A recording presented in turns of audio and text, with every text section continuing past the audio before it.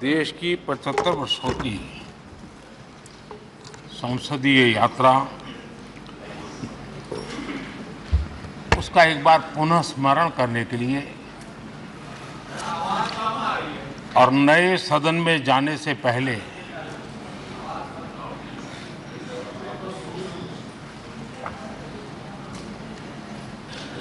उन प्रेरक पलों को, इतिहास की महत्वपूर्ण घड़ी को स्मरण करते हुए आगे बढ़ने का ये अवसर है। हम सब इस ऐतिहासिक भवन से विदा ले रहे हैं।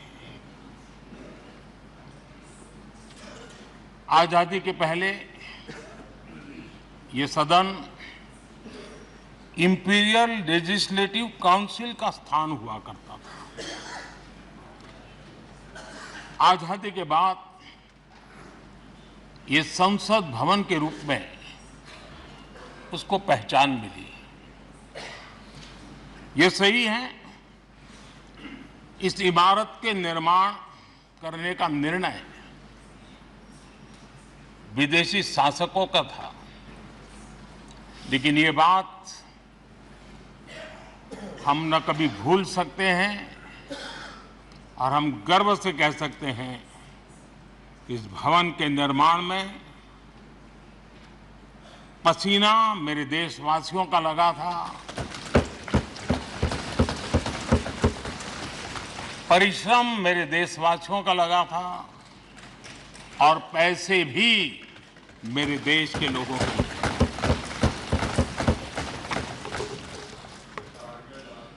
इस 75 वर्ष की हमारी यात्रा ने अनेक लोकतांत्रिक परंपराओं और प्रक्रियाओं का उत्तम से उत्तम सृजन किया है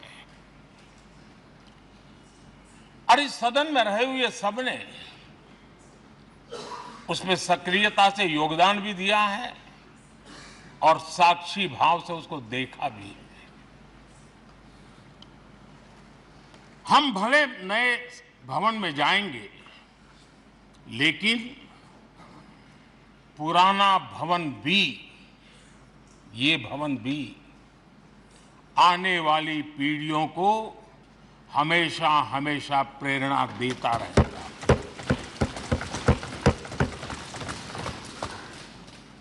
ये भारत के लोकतंत्र की स्वर्णिम यात्रा का एक महत्वपूर्ण अध्याय,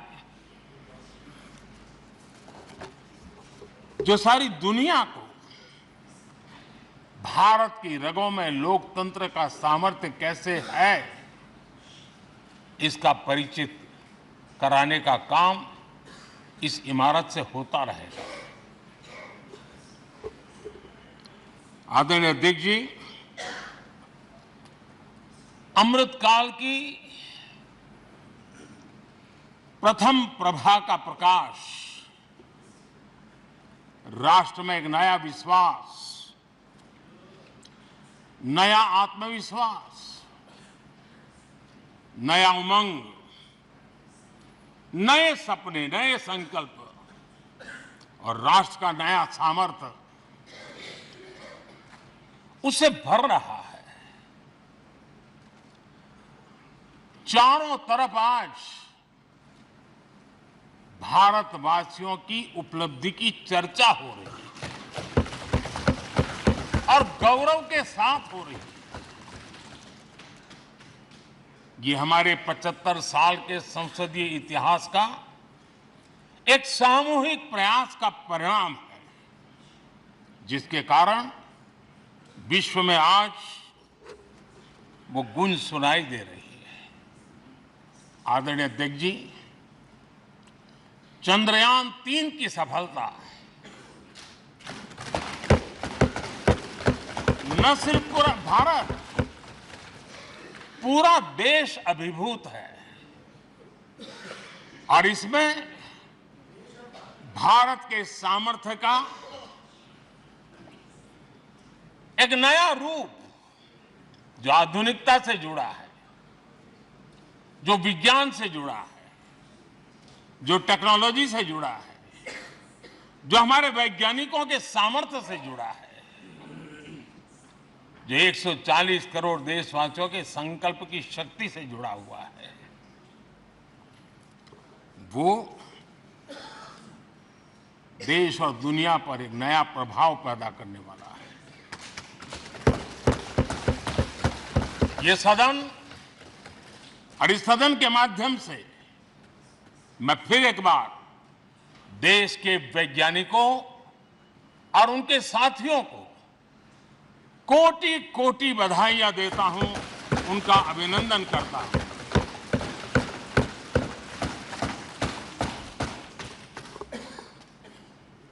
आदरणीय अध्यक्ष जी,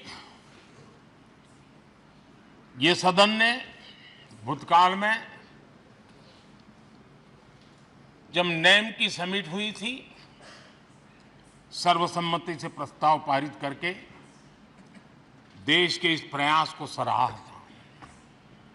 आज G20 की सफलता को भी आपने सर्वसम्मति से सराहा है। मैं मानता हूं देशवासियों का आपने गौरव बढ़ाया है। मैं आपका आभार व्यक्त करता हूं। G20 की सफलता 140 करोड़ देशवासियों की है। ये भारत की सफलता है, किसी व्यक्ति की सफलता नहीं है, किसी दल की सफलता नहीं है। भारत के फेडरल स्ट्रक्चर ने, भारत की विविधता ने 60 स्थानों पर 200 से अधिक समिट और उसकी मेजबानी हिंदुस्तान के अलग अलग रंग रूप में देश की अलग अलग सरकारों ने बड़े आन बान शान से की और ये प्रभाव पूरे विश्व भर के मन पर पड़ा हुआ है। ये हम सबके सेलिब्रेट करने वाला विषय है, देश के गौरवगान को बढ़ाने वाला है। और जैसा आपने उल्लेख किया, भारत इस बात के लिए गर्व करेगा, जब भारत अध्यक्ष रहा उस समय अफ्रीकन यूनियन इसका सदस्य बना। मैं उस इमोशनल पल को भूल नहीं सकता जब अफ्रीकन यूनियन की घोषणा हुई और अफ्रीकन यूनियन के प्रेसिडेंट, उन्होंने एक इंटरव्यू में कहा कि मेरे जीवन में ऐसी पल थी, शायद मैं बोलते बोलते रो पड़ूंगा। आप कल्पना कर सकते हैं कि कितनी बड़ी अपेक्षा और आशाएं पूरी करने का काम भारत के भाग्य में आया। आदरणीय अध्यक्ष जी, भारत के प्रति शक करने का एक स्वभाव कई लोगों का बना हुआ है और जब आजादी मिली तब से चल रहा है। इस बार भी यही था, कोई डिक्लेरेशन नहीं होगा, असंभव है। लेकिन ये भारत की ताकत है कि वह भी हुआ और विश्व सर्वसम्मति से एक साझा घोषणा पत्र लेकर के आगे का रोड मैप लेकर के यहां से प्रारंभ हुआ है। और अध्यक्ष जी, आपके नेतृत्व में, क्योंकि भारत की अध्यक्षता नवंबर के आखिरी दिन तक है, इसलिए अभी हमारे पास जो समय है उसका उपयोग हम करने वाले हैं। और आपकी अध्यक्षता में दुनिया भर के ये जो G20 के सदस्य हैं, P20 पार्लियामेंट के स्पीकर्स की एक समिट, जैसे आपने घोषणा की, सरकार का आपके इस प्रयासों को पूरा समर्थन रहेगा, पूरा सहयोग रहेगा। आदरणीय अध्यक्ष जी, हम सबके लिए गर्व की बात है कि आज भारत विश्व मित्र के रूप में अपनी जगह बना पाया है। पूरा विश्व भारत में अपना मित्र खोज रहा है, पूरा विश्व भारत की मित्रता को अनुभव कर रहा है और उसका मूल कारण है हमारे जो संस्कार है, वेद से विवेकानंद तक जो हमने पाया है। सबका साथ सबका विकास का मंत्र आज विश्व को हमें साथ लाने में जोड़ रहा है। आदरणीय अध्यक्ष जी, ये सदन से विदाई लेना एक बहुत ही भावुक पल है। परिवार भी अगर पुराना घर छोड़ करके नए घर जाता है तो बहुत सारी यादें कुछ पल के लिए उसको झकझोर देती है। और हम जब ये सदन को छोड़ के जा रहे हैं तो हमारा मन मस्तिष्क भी उन भावनाओं से भरा हुआ है, अनेक यादों से भरा हुआ है। खट्टे मीठे अनुभव भी रहे हैं, नोकझोंक भी रही है, कभी संघर्ष का माहौल भी रहा है और कभी इसी सदन में उत्सव और उमंग का माहौल भी रहा है। ये सारी स्मृतियां हमारे साथ हम सबकी साझी स्मृतियां हैं, ये हम सबकी साझी विरासत है और इसलिए इसका गौरव भी हम सबका साझा है।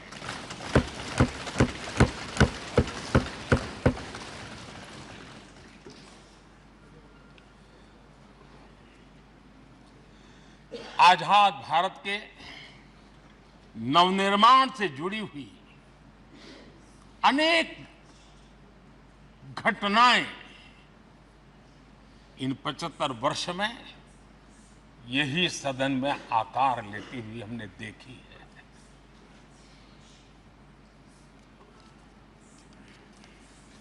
आज हम जब इस सदन को छोड़ करके नए सदन की ओर प्रस्थान करने वाले हैं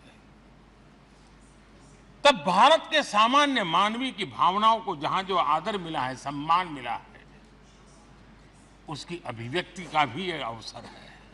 और इसलिए आदरणीय अध्यक्ष जी, मैं पहली बार जब संसद का सदस्य बना और पहली बार एक सांसद के रूप में इस भवन में मैंने प्रवेश किया तो सहज रूप से मैंने इस संसद भवन के डोर पक्ति पर अपना शीश झुका करके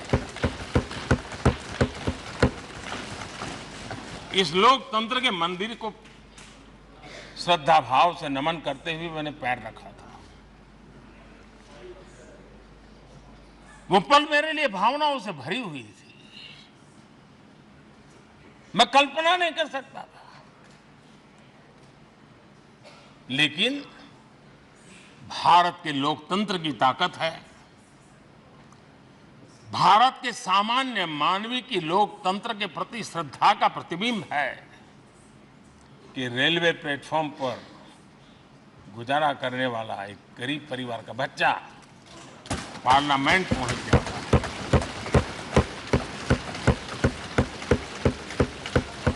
मैंने कभी कल्पना तक नहीं की कि देश मुझे इतना सम्मान देगा, इतना आशीर्वाद देगा, इतना प्यार देगा। सोचा नहीं था अध्यक्ष जी।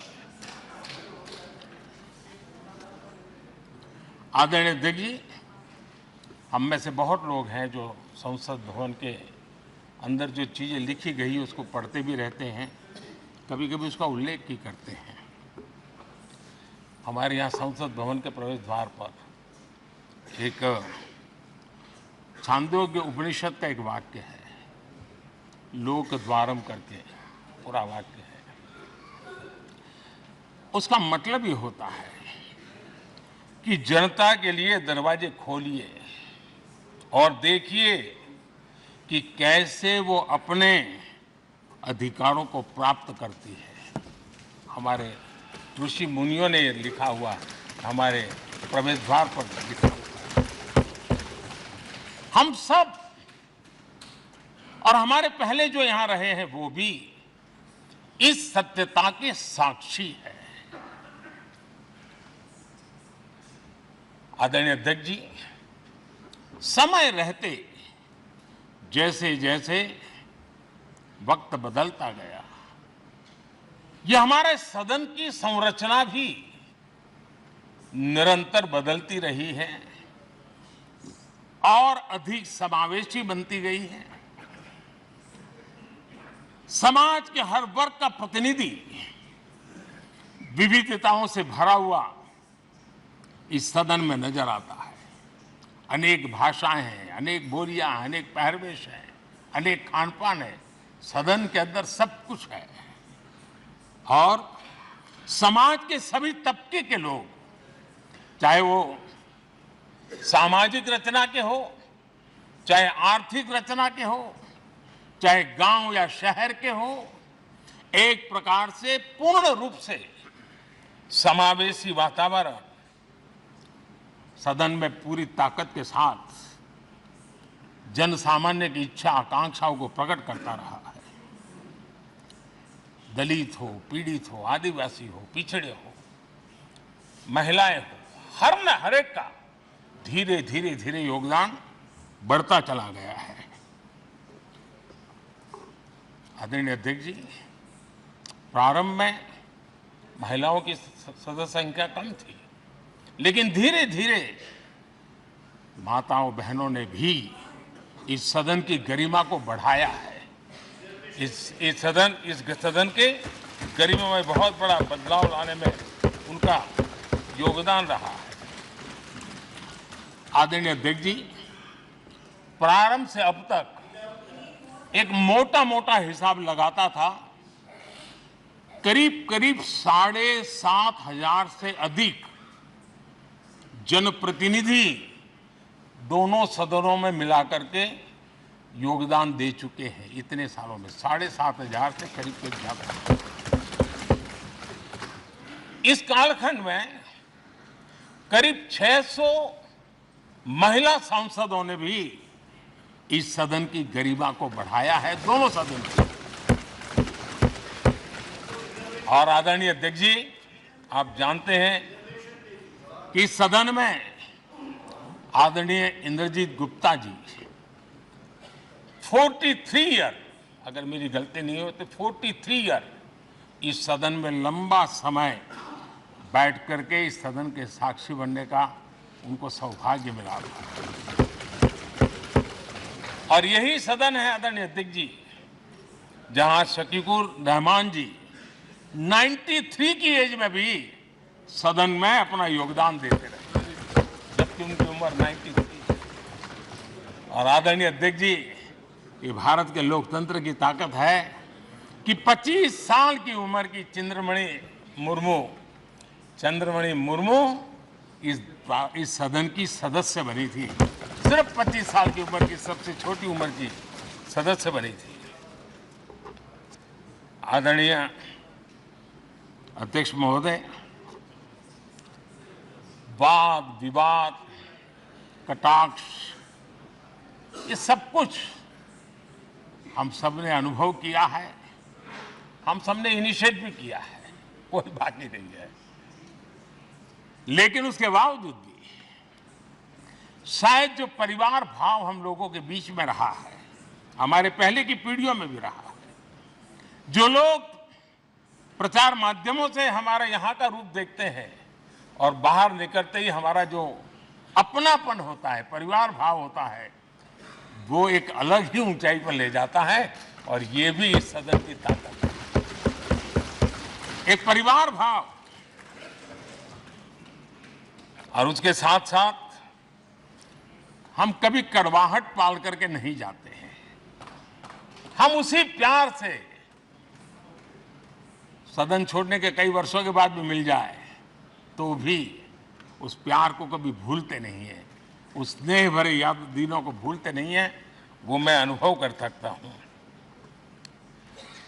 आदरणीय अध्यक्ष जी, हमारे पहले भी और वर्तमान भी हमने कई बार देखा है कि अनेक संकटों के बावजूद भी, अनेक असुविधाओं के बावजूद भी सांसद सदन में आए हैं और उन्होंने शारीरिक पीड़ा भी असह्य हो तो भी सदन में एक सांसद के रूप में, जनप्रतिनिधि के रूप में अपना कर्तव्य निभाया है।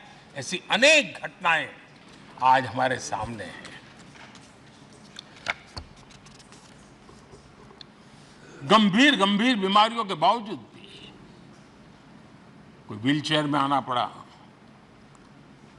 किसी को डॉक्टरों को बाहर खड़े रख करके अंदर आना पड़ता, लेकिन सभी सांसदों ने कभी न कभी इस प्रकार से अपनी भूमिका निभाई। कोरोना काल हमारे सामने उदाहरण है। हर परिवार में रहता था कहीं बाहर जाए तो मौत तो बुलावा न दे दे, उसके बावजूद भी हमारे माननीय सांसद दोनों सदन में कोरोना काल के इस संकट की घड़ी में भी सदन में आए, अपना कर्तव्य निभाया। हमने राष्ट्र का काम रुकने नहीं दिया। आवश्यकता पड़ी, डिस्टेंस रखना भी था और बार बार टेस्टिंग भी करना पड़ता था। सदन में आते थे लेकिन मास्क पहनना पड़ता था। बैठने की रचना भी अलग अलग की, समय भी बदले गए। हर चीज के साथ राष्ट्र का काम रुकना नहीं चाहिए, इस भाव से सभी सदस्यों ने इस सदन को अपने कर्तव्य का महत्वपूर्ण अंग माना, संसद को चलाए रखा। और मैंने देखा है कि इस सदन से इतना लगाव लोगों का रहता है कि पहले कभी हम देखते थे कोई 30 साल पहले सांसद रहा होगा, कोई 35 साल पहले रहा होगा, लेकिन वो सेंट्रल हॉल तो जरूर आएगा। जैसे मंदिर जाने की आदत होती है, वैसे उनको सदन में आने की आदत है। इस जगह का लगाव बन जाता है, एक आत्मीय भाव से जुड़ाव हो जाता है। और ऐसे बहुत से पुराने लोग हैं जो आते जाते में मन करता है जरा चलो एक चक्कर काट ले। आज उनका जनप्रतिनिधि के नाते दायित्व तो नहीं है, लेकिन भूमि के प्रति उनका लगाव हो जाता है। ये सामर्थ्य होता है इस सदन का। आदरणीय अध्यक्ष महोदय,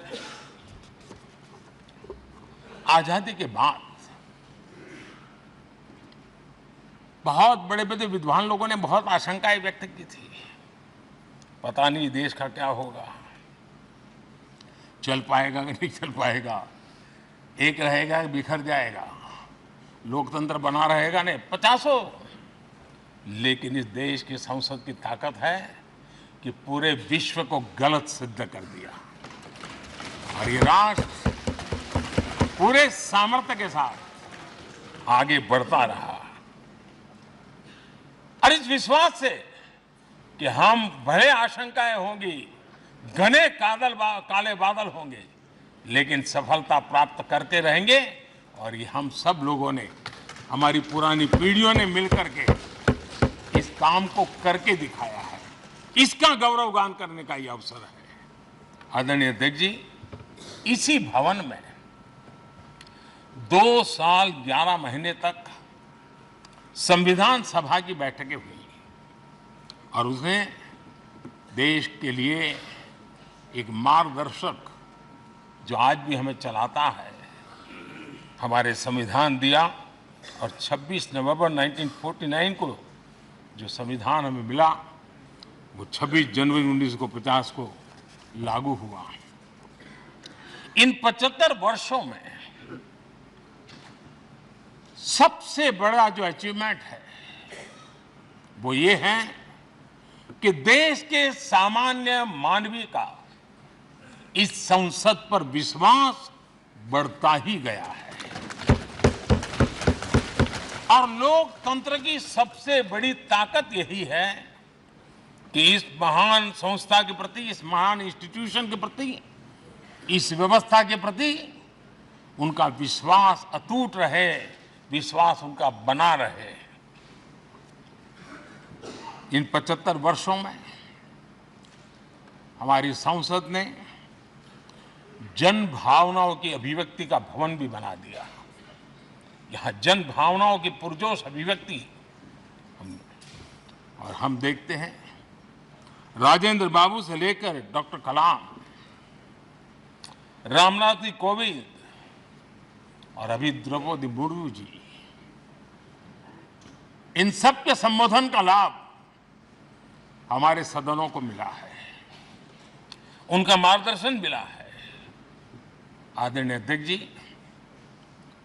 पंडित नेहरू जी, शास्त्री जी, वहां से लेकर के अटल जी, मनमोहन सिंह जी तक एक बहुत बड़ी श्रृंखला जिसने इस सदन का नेतृत्व किया है और सदन के माध्यम से देश को दिशा दी है, देश को नए रंग रूप में ढालने के लिए उन्होंने परिश्रम किया है, पुरुषार्थ किया है। आज उन सबका गौरवगान करने का भी अवसर है। आदरणीय अध्यक्ष जी, सरदार वल्लभ भाई पटेल, लोहिया जी, चंद्रशेखर जी, आडवाणी जी, न जाने अनगिनत नाम जिन्होंने हमारे इस सदन को समृद्ध करने में, चर्चाओं को समृद्ध करने के लिए, देश के सामान्य से सामान्य व्यक्ति की आवाज को ताकत देने का काम इस सदन में किया है। विश्व के भी अनेक राष्ट्राध्यक्षों ने हमारे इन सदनों को संबोधित करने का भी अवसर आए हैं और उनकी बातों में भी भारत के लोकतंत्र के प्रति आदर का भाव व्यक्त हुआ है।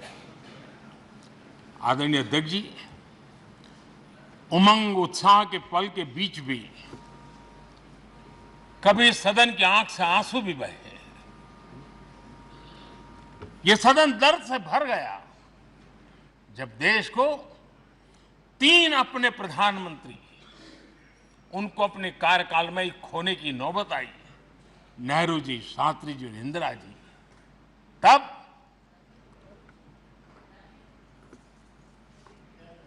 ये सदन अश्रुभीनी आंखों से उन्हें विदाई दे रहा था। आदरणीय अध्यक्ष जी, अनेक चुनौतियों के बावजूद भी हर स्पीकर ने, हर सभापति ने बेहतरीन तरीके से दोनों सदनों को सुचारू रूप से चलाया है और अपने कार्यकाल में उन्होंने जो निर्णय किए वो निर्णय मावलंकर जी से काल से शुरू हुए हो या सुमित्रा जी के कालखंड के हो या बिरला जी के, आज भी उन निर्णयों को रेफरेंस पॉइंट माना जाता है। ये काम हमारे करीब 17 स्पीकर और उसमें 2 हमारी महिला स्पीकर ने भी, और मावलंकर जी से लेकर के सुमित्रा ताई तक और बिरला जी का मार्गदर्शन आज भी हमें मिल रहा है।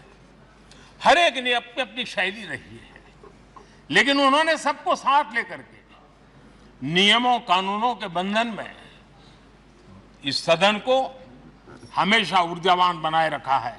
मैं आज उन सभी स्पीकर महोदय को भी आज वंदन करता हूं, अभिनंदन करता हूं। आदरणीय अध्यक्ष जी, ये सही है कि हम जनप्रतिनिधि अपनी अपनी भूमिका निभाते हैं, लेकिन सातत्यपूर्ण तरीके से हमारे बीच जो ये टोली बैठती है उनकी भी कई पीढ़ियां बदल गई है। कभी कागज लेके दौड़ के आते हैं, उनका भी योगदान कम नहीं है।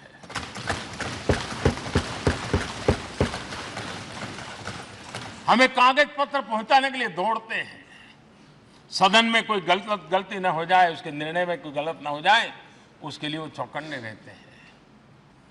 जो काम इनके द्वारा हुआ है उसने भी सदन के क्वालिटी ऑफ गवर्नेंस में तेजी लाने में बहुत बड़ी मदद की है। मैं उन सभी साथियों का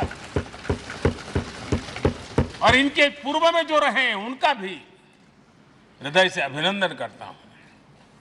इतना ही नहीं, सदन मतलब ये खंड ही नहीं है, इस पूरे परिसर में अनेक लोगों ने, किसी ने हमें चाय पिलाई होगी, किसी ने पानी पिलाया होगा, किसी ने रात रात चली हुई सदन को किसी को भूखा पेट रहने नहीं दिया होगा। कई प्रकार की सेवाएं की होगी। किसी ने माली ने इसके बाहर के एनवायरनमेंट को संभाला होगा, किसी ने इसकी सफाई की होगी। न जाने कितने ही अनगिनत लोग होंगे जिन्होंने हम सब अच्छे ढंग से काम कर सके और यहां जो काम हो वो काम देश को आगे बढ़ाने के लिए अधिक से अधिक तेजी से हो, उसके लिए जो माहौल बनाना, व्यवस्था बनाना, उसके लिए जिसने योगदान दिया है, मेरी तरफ से भी और इस सदन की तरफ से भी मैं उनका विशेष रूप से नमन करता हूं।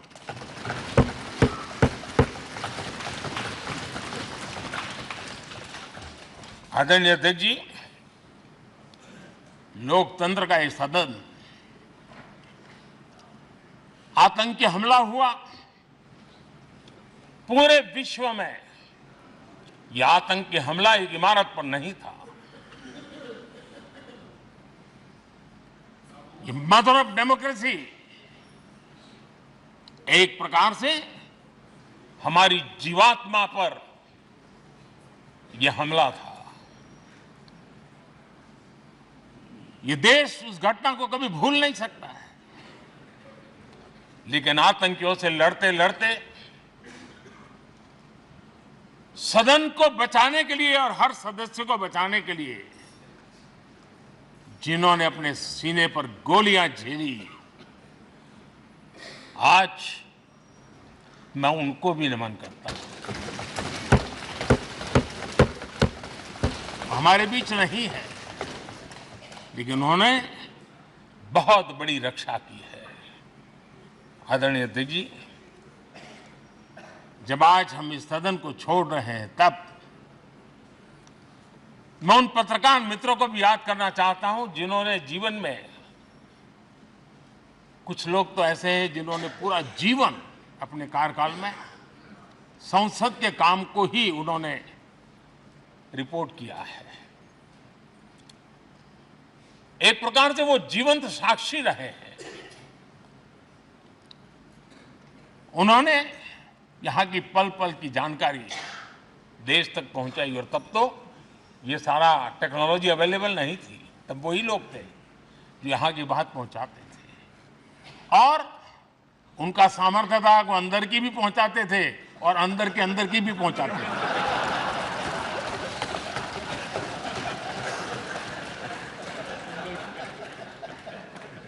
और मैंने देखा कि ऐसे पत्रकारिता जिन्होंने संसद को कवर किया, शायद उनके नाम जाने नहीं जाते होंगे, लेकिन उनके काम को कोई भूल नहीं सकता है। और खबरों को लिए नहीं, भारत की इस विकास यात्रा को संसद भवन से समझने के लिए उन्होंने अपनी शक्ति खपा दी थी। आज भी पुराने जो पत्रकार मित्र मिल जाते हैं और जिन्होंने कभी संसद को कवर किया हो, तो ऐसी अननोन चीजें बताते हैं जो उन्होंने अपनी आंखों से देखी होती है, कान से सुनी होती है, जो अचरज करने वाली होती है। यानी एक प्रकार से जैसी ताकत यहां की दीवारों की रही है, वैसा ही दर्पण उनकी कलम में रहा है, और उस कलम ने देश के अंदर संसद के प्रति, संसद सदस्यों के प्रति एक अहोभाव का भाव जगाया है। मैं आज, कई पत्रकार बंधु होंगे जो रहे नहीं होंगे, लेकिन मेरे लिए जैसा ये सदन छोड़ना भावुक पल है, मैं पक्का मानता हूं इन पत्रकार बंधुओं के लिए भी ये सदन छोड़ना उतना ही भावुक पल होगा, क्योंकि इनका लगाव हमसे भी ज्यादा रहे। कुछ तो पत्रकार ऐसे होंगे जो हम लोगों की टर्म से भी सब है, उन्होंने काम किया होगा। आज उनके उस महत्वपूर्ण लोकतंत्र की ताकत बनने के लिए, योगदान देने के लिए भी याद करने का अवसर है। आदरणीय अध्यक्ष जी, जब हम सदन के अंदर आते हैं, हमारे यहां नाद ब्रह्म की कल्पना है। हमारे शास्त्रों में माना गया है किसी एक स्थान पर अनेक बार एक ही लय में उच्चारण होता है तो वो तपोस्थली बन जाता है। उसके एक पॉजिटिव वाइब होते हैं। नाद की एक ताकत होती है जो स्थान को सिद्धि स्थान में परिवर्तित कर देती है। मैं मानता हूं ये सदन भी उस 7,500 जनप्रतिनिधियों के द्वारा बार बार जो शब्द गूंजे हैं, जो वाणी यहां गूंजी है, उसने इस सदन में हम बैठकर आगे चर्चा करें या ना करें, लेकिन इसकी गूंज इसे तीर्थ क्षेत्र बना देती है।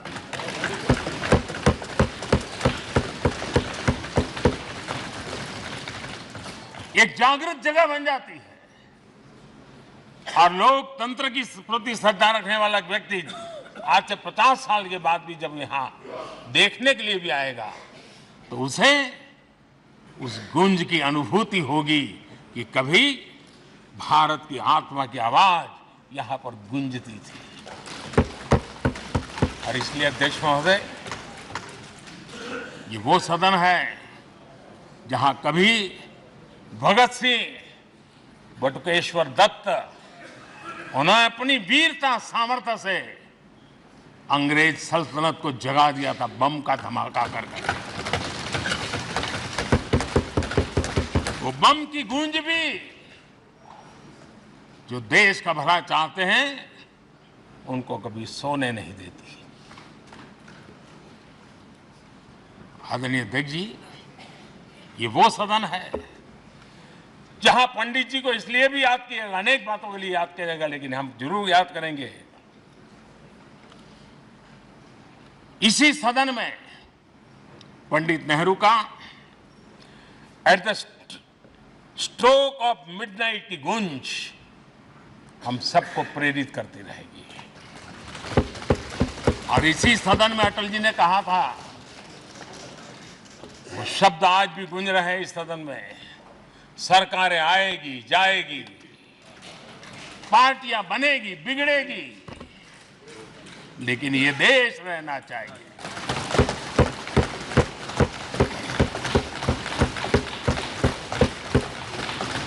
आदरणीय अध्यक्ष जी, पंडित नेहरू की जो प्रारंभिक मंत्री परिषद थी, बाबा साहब आम्बेडकर जी एक मंत्री के रूप में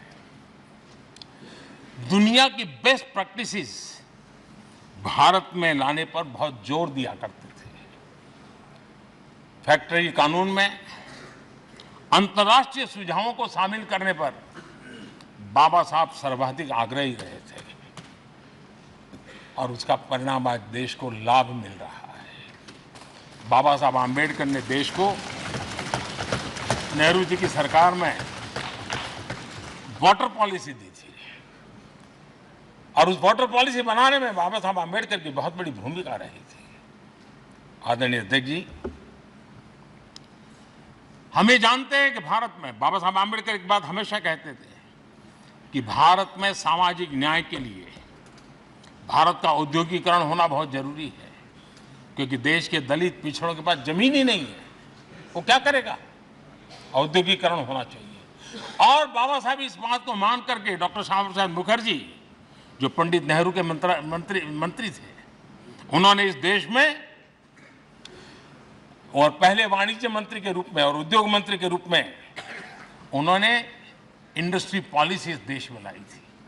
आज भी कितनी ही इंडस्ट्री पॉलिसी बने, लेकिन उसकी आत्मा वही होती है जो पहली सरकार के थी और उनका भी बहुत बड़ा अहम योगदान रहा था। आदरणीय अध्यक्ष जी, लाल बहादुर शास्त्री जी ने 65 के युद्ध में हमारे देश के जवानों में का हौसला बुलंद करना, उनके सामर्थ्य के लिए को पूरी तरह राष्ट्र में झोंक देने की प्रेरणा इसी सदन में से दी थी लाल बहादुर शास्त्री का। और यहीं पर उन्होंने ग्रीन रिवॉल्यूशन के लिए एक मजबूत नींव लाल बहादुर शास्त्री जी ने रखी थी।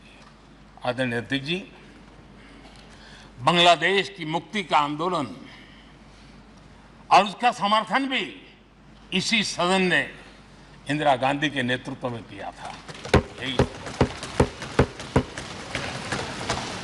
इसी सदन ने इमरजेंसी में लोकतंत्र पर होता हुआ हमला भी देखा था और इसी सदन ने भारत के लोगों की ताकत को एहसास कराते हुए मजबूत लोकतंत्र की वापसी भी इसी सदन ने देखी थी।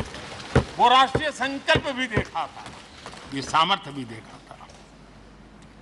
आदरणीय अध्यक्ष जी, ये सदन इस बात का हमेशा ऋणी रहेगा क्योंकि इसी सदन में हमारे पूर्व प्रधानमंत्री चरण सिंह जी ने ग्रामीण मंत्रालय का गठन किया था, रूरल डेवलपमेंट मिनिस्ट्री।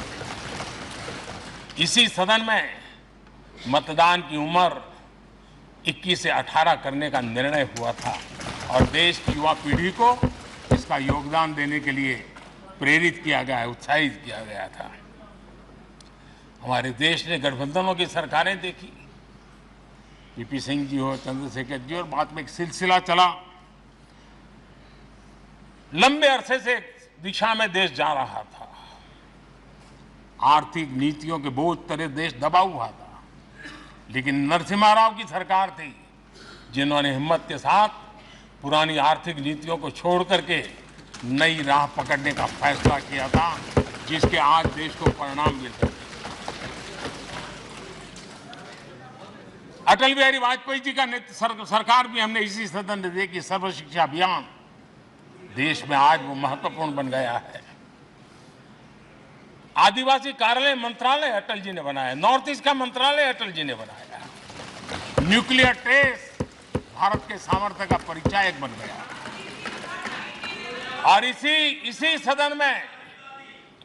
सदन में मनमोहन जी की सरकार कैश फॉर वोट को भी, उस कांड को भी सदन ने देखा है।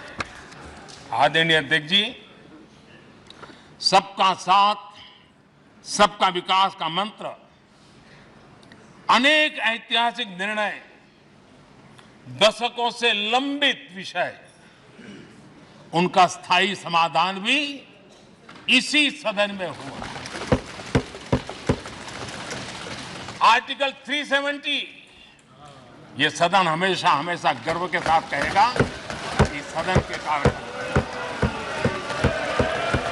One nation one tax, one nation one tax, GST का निर्णय भी इसी सदन ने किया।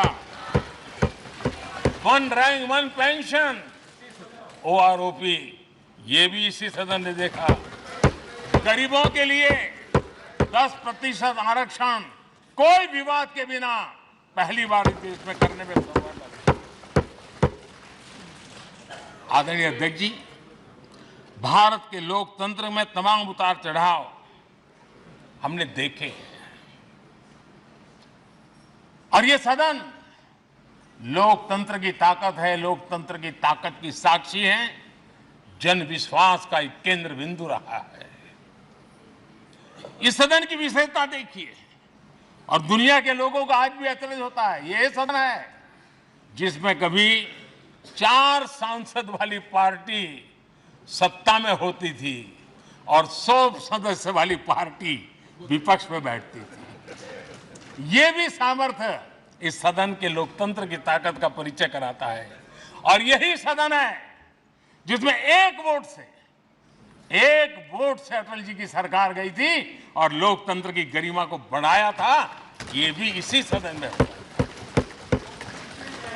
आज अनेक छोटी छोटी रीजनल पार्टियों का प्रतिनिधित्व हमारे देश की विविधता को, हमारे देश के एस्पिरेशंस का एक प्रकार से वो आकर्षक केंद्र बिंदु बना है। आदरणीय अध्यक्ष जी, इस देश में 2 प्रधानमंत्री ऐसे रहे, मोरारजी भाई वीपी सिंह एक प्रकार से कांग्रेस में जीवन खपाया था, लेकिन एंटी कांग्रेस गवर्नमेंट का नेतृत्व कर रहे थे। ये भी इसकी विशेषता थी। और हमारे नरसिम्हा राव जी, वो तो बिस्तरा गोल करके घर जाने की तैयारी कर रहे थे, निवृत्ति की घोषणा कर चुके थे, लेकिन यही लोकतंत्र की ताकत देखिए, सदन की ताकत देखिए, वो प्रधानमंत्री के रूप में 5 साल हमारी सेवा कर।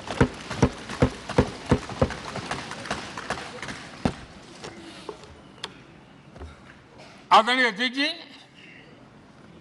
सबकी सहमति से कठिन से कठिन कार्य होते हुए हमने देखे हैं।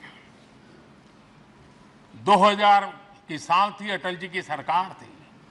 इसी सदन ने 3 राज्यों का गठन सर्वस्वीकृति से किया और बड़े उमंग उत्साह से किया।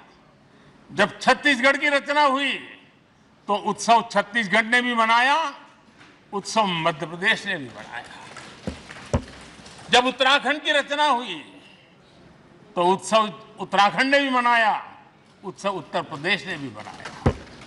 जब झारखंड की रचना हुई तो उत्सव झारखंड ने भी मनाया, उत्सव बिहार ने भी बताया। ये हमारे सदन का सामर्थ्य, सब सहमति का वातावरण बना करके। लेकिन कुछ कड़वी यादें वो भी हैं कि तेलंगाना के हक को दबोचने के लिए भारी प्रयास हुए, खून की नदियां भी बही और बनने के बाद न तेलंगाना उत्सव मना पाया, न आंध्र उत्सव मना पाया। एक कटुता के बीज बो दिए गए। अच्छा होता उसी उमंग और उत्साह के साथ हम तेलंगाना का निर्माण करते तो एक नई ऊंचाई पर आज तेलंगाना पहुंच चुका होता। आदरणीय अध्यक्ष जी, संविधान सभा ने, आदरणीय अध्यक्ष जी, इस सदन की परंपरा रही है। संविधान सभा ने उस समय अपना दैनिक भत्ता 45 रुपये से कम करके 40 कर दिया था। उनको लगा हमें इसको कम करना चाहिए। आदरणीय अध्यक्ष जी, यही सदन है कैंटीन में मिलने वाली सब्सिडी, जो बहुत कम पैसे में खाना मिलता था, इसी सदस्यों ने उस सब्सिडी को भी खत्म कर दिया और पूरा पैसा देकर के अब कैंटीन में खाते हैं। आदरणीय अध्यक्ष जी, कोरोना काल में जब जरूरत पड़ी तो यही सांसद जिन्होंने एमपी लेड फंड को छोड़ दिया और देश को इस संकट की घड़ी में मदद करने के लिए आगे आए। इतना ही नहीं, कोरोना काल में इसी सदन के सांसदों ने अपने तनख्वाह में 30% कटौती की और उन्होंने देश के सामने आए हुए संकट में अपनी बहुत बड़ी जिम्मेवारी निभाई। आदरणीय अध्यक्ष जी, हम गर्व से कह सकते हैं, ये सदन में बैठे हुए लोग भी कह सकते हैं, हमारे पूर्वज जो सदन में बैठे थे वो भी कह सकते हैं कि हम ही लोग हैं जिन्होंने हम पर डिसिप्लिन लाने के लिए हमारे यहां जनप्रतिनिधित्व कानून में समय समय पर कठोरता बरती। नियम हमने ही लादे, हमने ही तय किया कि नहीं, जनप्रतिनिधि के जीवन में ये नहीं हो सकता। मैं मानता हूं ये जीवंत लोकतंत्र का बहुत बड़ा उदाहरण है और ये सदन ने दिया है, यही माननीय सांसदों ने दिया है और हमारी पुरानी पीढ़ी के सांसदों ने दिया है। और मैं मानता हूं कि कभी कभी उन चीजों को भी याद करना चाहिए। आदरणीय अध्यक्ष जी, हम जो वर्तमान सांसद हैं उनके लिए तो ये विशेष सौभाग्य का अवसर है। सौभाग्य का अवसर इसलिए है कि हमें इतिहास और भविष्य दोनों की कड़ी बनने का अवसर मिला है।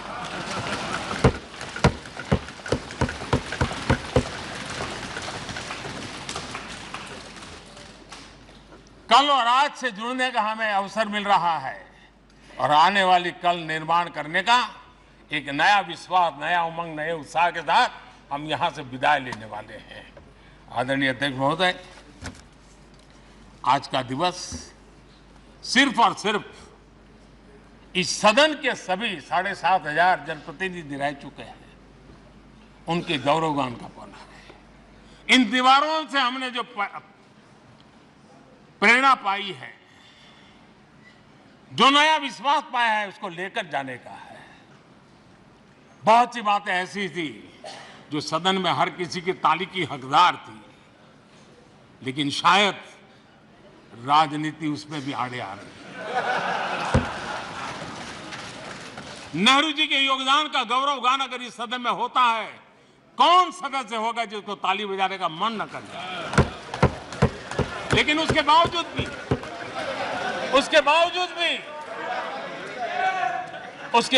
भी देश के लोकतंत्र के लिए बहुत जरूरी है हम सब ने अपने यहां सोच लें। आदरणीय अध्यक्ष जी, मुझे पूरा विश्वास है कि आपके मार्गदर्शन में और इस अनुभवी माननीय सांसदों के सामर्थ्य से हम नई संसद में जब जाएंगे तो नए विश्वास के साथ जाएंगे। मैं फिर एक बार आज पूरा दिवस आपने इन पुरानी स्मृतियों को ताजा करने के लिए दिया, एक अच्छे वातावरण में सबको याद करने का मौका दिया। इसके लिए मैं आप सब का आपका हृदय से आभार व्यक्त करता हूं और मैं सभी सदस्यों से आग्रह करूंगा कि अपने जीवन के ऐसी मधुर यादों को यहां हम जरूर व्यक्त करें ताकि देश तक पहुंचे कि सचमुच में ये हमारा सदन, ये हमारे जनप्रतिनिधियों की गतिविधि सच्चे अर्थ में देश को समर्पित है, इसका भाव लोगों के तक पहुंचे। इसी एक अपेक्षा के साथ मैं फिर एक बार इस धरती को प्रणाम करता हूं, इस सदन को प्रणाम करता हूं, भारत के मंदिरों से बनी हुई हर एक दीवार के हर एक एक ईंटे को प्रणाम करता हूं और पिछले 75 साल में भारत के लोकतंत्र को नया सामर्थ्य शक्ति देने वाले हर गुंज को, उस नाद ब्रह्म को नमन करते हुए मेरी वाणी को विराम कर देता हूं। बहुत बहुत धन्यवाद।